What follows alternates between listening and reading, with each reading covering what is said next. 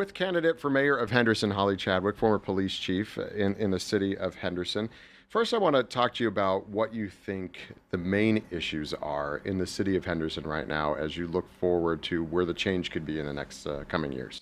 Well, it's been a long time since the city of Henderson had a mayoral race where you had candidates going up against each other. So it's a competitive race. I'm excited because it affords the community the opportunity to really look at each candidate and decide what they want to lead them for the next 4 years. So I think that's an amazing opportunity for everyone in our community.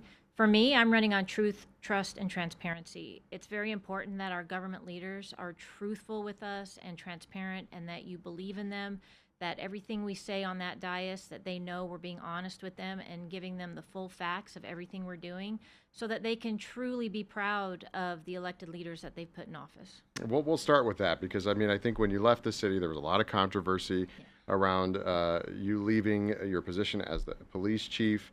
And when you decided to run for mayor, was it a personal thing, or was to get back into the city government, or maybe at some of the people that had something to do with letting you go, or was it this is an opportunity for me to get in and do some change? Yeah, so what happened to me, of course, was unfair. After giving 22 and a half years of my life to the city of Henderson, the Henderson Police Department, and this community, I dedicated everything to it. And then just to be discarded and thrown out the door is kind of how I felt. And that was hurtful. It really broke my heart.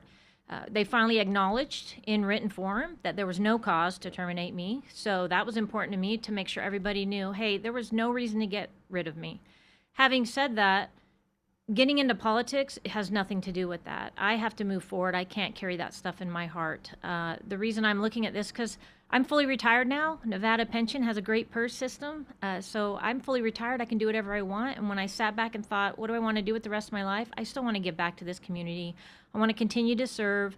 I want to continue to take care of the things we know we need, especially public safety and ensuring that our officers, firemen, emergency management, blue collar workers, Teamsters, that everybody's given what they need to support this community the way we need it to be. So really that's why I looked at being mayor. Also, this race and being mayor is a nonpartisan race, which to me is so important because at the local level, we should be bringing everyone together to work on things, to problem solve. And also at our level, every decision we make truly impacts the community and your day-to-day lives. So I think that's an amazing opportunity to give back and truly be part of this community in a different way and continue to serve and lead the way I know how. And it's with a full heart of honest and integrity and love and care for this community. Staying with law enforcement there, I've talked to the other candidates about working with ICE. As mayor, would you have the police department continue what they're doing now, or would you expand it? Well, coming from the police department, I know exactly what we do. They do a great job with the way we police our community and that we ensure that it's safe at all times. My thoughts on ICE are if you came here illegally to do illegal things, then we need to get that addressed and handled. Beyond that, I think what we're doing is exactly correct for what we need to do for this community and how we need to take care of things.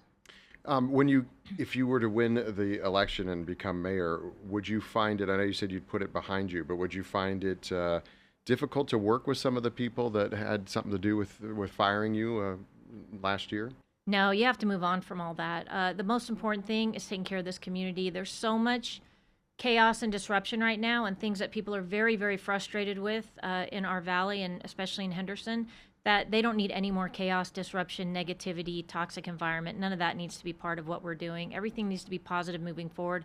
And my whole job is to unify everyone, bring us together, work as a team, because when we're working as a team, our community is going to prosper, and that's all that matters. I was looking at your website, and let's talk about some of the issues you brought up there. And as many candidates are doing, the buzzword is affordability. I think in Henderson that generally means, we know everything's more expensive, but that generally means housing. So how do you approach that?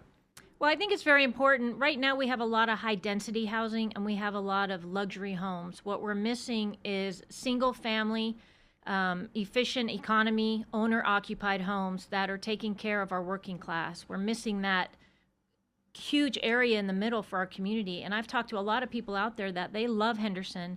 They want to work here. They want to be part of this community and building it up. And they've told me we've priced them out of their own community. We have to do better. We have to streamline this process. It takes way too long to get people through the process and all the permits and the red tape, as we like to say in government. and just streamline things and get these developers in here that we know want to be partners with us and want to ensure that they're building the types of homes that people can go in and occupy and that they can raise families and start out in their careers here. These cannot be corporate owned. They cannot be rentals. They need to be the people that live here and work here and want to participate in our community. Because that does seem to be another issue, correct? Like corporate owned homes just all around Henderson. Yeah, so that's why when you're building these homes, and everything's supply and demand right now, and it's not just Henderson, it's across the country that housing has become a tough issue. But here especially, it's supply and demand. So that's why you need to cut through all the red tape, get these things built, but also ensure that when people are moving in, they're going to occupy their homes. They're not flipping them. They're not renting them, because that's not the foundation of building the community that you want. And this is also to help out our working class, especially our young people coming in, and they're trying to raise families and start a home or build a home, be part of the community. We need to make sure they can afford to do that. How do you work on job growth in the city? Is it growing the companies are here, trying to bring in new companies, trying to diversify, compete against other cities like North Las Vegas, trying to bring in manufacturing? Yeah, I think one of the biggest things is people talk about Henderson can be very cumbersome with getting through the process and getting the opportunity to build here. I've talked to a lot of business owners that have said, we don't even bother with Henderson because it takes too long to get through everything. So again, it's just looking at our practices, maybe streamlining some processes, being a little more accommodating to what these businesses need, but also ensuring that the businesses we're bringing in are opening up more jobs for everyone and good paying jobs, right? It can't just be jobs on and we check a box and say, yeah, they're going to have this many jobs, but they don't really pay well, because that's not what we want. We want jobs that people can earn a living working there. And also, there's a lot of companies that really want to come to Henderson and be part of our community. Again, we just have to make sure we're working with them. And really, we've grown a lot in Henderson, so it's time to evolve a little more. It's okay to change. It's okay to look at our practices and adjust a little bit and be more accommodating to what we need. But the biggest thing is making sure what we're building and putting in place is what your community wants in their neighborhoods, in their backyards, that it's fostering the growth that you want for the neighborhoods that you're building and really the Henderson that we're developing. Speaking of that, I asked some folks, what would you ask a candidate for mayor of Henderson? And more than one time, I got a response about the Reimagined Boulder Highway project. There's small businesses over there that are not quite happy with how long it's taking and what's happening. And there's other people that aren't happy with the road diet that is being put on. Do you have what do you think about that project? I mean, it's already underway. Obviously, it's not something you're going to stop as mayor, but that type of growth around the city. Well, we definitely needed to do something with Boulder Highway. I mean, having better lighting is great. Slowing people down a little bit is great. Other than that, that's a tough deal, what we're doing on Boulder Highway. It's caused a lot of angst, taking away 3 lanes and putting it as 2, putting a bus down the middle.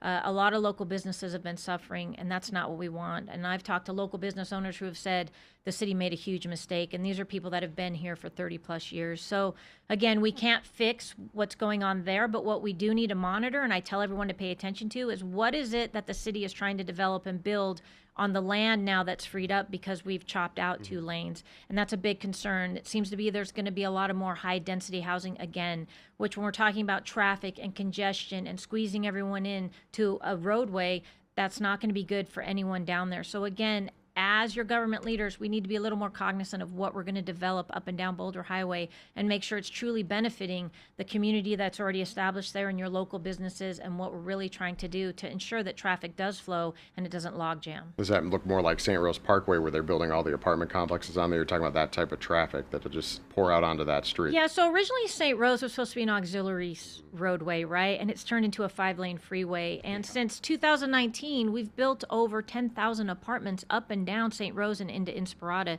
Now, I'm not opposed to apartments. I lived in one in college. Those aren't affordable anymore either. Those are very expensive, and that's not what we need for our community, because again, you're tripling the roadway and how many cars are on there, but also it's very tough to police high density housing.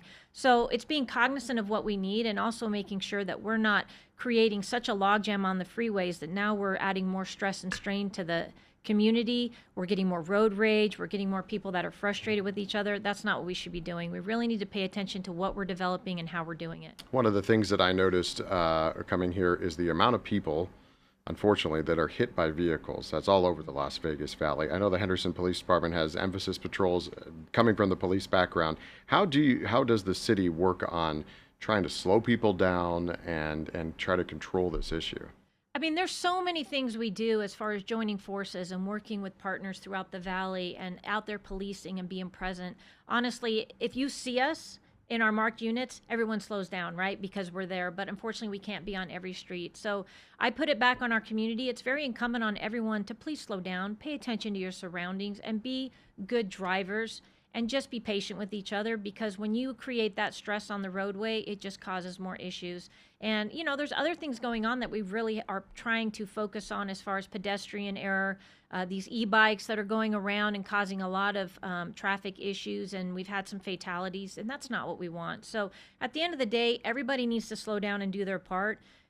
And yes, as officers, we do the best we can to get out there and police as much as we can. I noticed when you were talking about that, you said us as officers, we are out there. It's always going to be a part of you. It's always going to be a part of your leadership as mayor as well. Well, I care about our police department. I care about the men and women that work there. There's a lot of them supporting me still to this day. And I just know what you have to go through every day to serve this community and the stress and strain it puts on your family. But it truly is a calling. It's a love that we have for this community. They do such a great job. And it's really important to me to make sure they're taken care of. You know, for the last year, they've been arguing about their wages. It finally got approved last week. But in the meantime, we've lost a lot of officers that have gone to other agencies because we weren't paying them. We weren't even paying competitive wages throughout the valley. And we can't expect to continue to be one of the safest communities in the country if we're not truly taking care of the men and women that serve us every day out there. So I care about them. I will always care about them. But I also care about our Teamsters, our blue-collar workers, everybody in the city that works so hard to create the living space that we have. And then everybody in the valley, the local businesses. You know, Henderson, 85% of Henderson is locally owned businesses. That's amazing. We have to keep an eye on that and make sure we're continuing to help them prosper, because it's not easy to be a local business owner. Anything else you want to mention in this first 15 minutes here before we get to Got a Minute? I am just so grateful to have this opportunity to continue to serve this community. We've gained a lot of momentum over the past few months. There's so many people out there that are craving change. And I just encourage anyone that wants to come talk to me or meet with me, please look us up on Facebook, the website, anything you want, because I'm out there and I'm happy to talk to anyone. And, you know, we're getting close to the primary, and I encourage everyone, please go out and vote in the primary. We're a nonpartisan race, so every vote will count in the primary.